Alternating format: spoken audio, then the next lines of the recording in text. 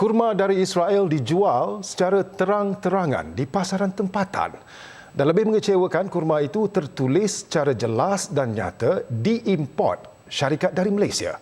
Dan penjualan itu merobek sensitiviti umat Islam negara ini ketika negara haram itu sedang galak menyembelih rakyat Palestin di Gaza. Ini laporan hasil siasatan wartawan Hanisa Hasanuddin. Menjelang Ramadan, seperti kelaziman, orang ramai akan mula mencari buah kurma sebagai pelengkap bulan suci, termasuk saya. Kekangan masa dan kebolehgantungan kepada servis penghantaran membuatkan saya memilih untuk membeli kurma secara atas talian. Namun carian di platform e-dagang amat mengejutkan apabila saya terjumpa kurma dari Israel dijual di Malaysia secara terang-terangan. Lebih memeranjatkan, kurma itu diimport syarikat sendirian berhad di Malaysia.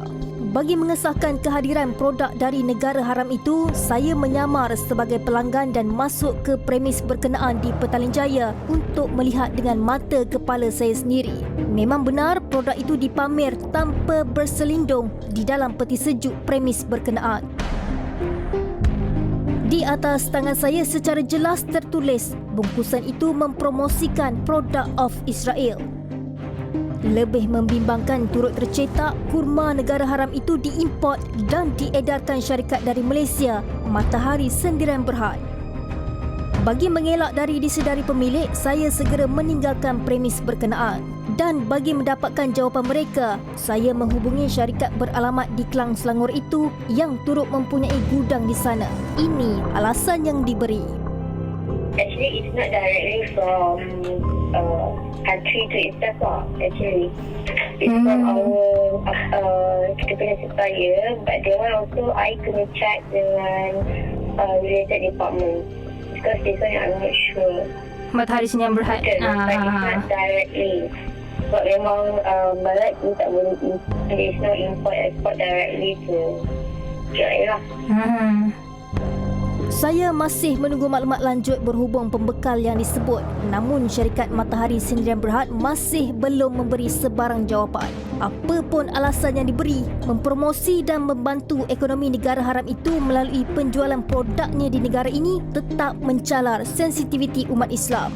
Ia juga menimbulkan tanda tanya bagaimana produk itu dapat menembusi pasaran negara. Sedangkan perdagangan ekspor dan import dengan Israel telah dihentikan sejak 50 tahun lalu. Apabila Perdana Menteri ketika itu Tun Abdul Razak mengarahkan pengharamannya pada 5 Mac 1974. Malah pada 20 Disember 2023, Perdana Menteri Datuk Seri Anwar Ibrahim tegas dalam menentang kekejaman Israel dengan mengharamkan kapal negara haram itu berlabuh di Malaysia. Menjual dan mempromosi produk dari Israel ini juga dilihat tidak selari dengan titah yang di-Pertuan Agong Sultan Ibrahim bulan lalu yang mahukan Malaysia lebih vokal menyuarakan pendirian dalam isu Palestin. Sehingga kini lebih 30,000 rakyat Palestin di Gaza telah menjadi korban kerakusan Israel dan kita masih berjual beli dengan negara itu. Kurma negara haram Israel yang bocor masuk ke sepadan negara jelas mempermainkan sensitiviti umat Islam. Usaha jihad ekonomi dalam memboikot segala macam jenis perdagangan dengan negara Zionis kini diperlekehkan dengan kewujudan produk ini. Komitmen kepimpinan negara jelas, tetapi bagaimana kurma Israel ini boleh diimport masuk ke dalam negara? Adakah wujud ketirisan berkaitan agensi-agensi di bawah? Jabatan Pertanian DOA, Kastam? Mereka perlu jawab. Hanisa Hasanuddin, Berita Al Hijrah.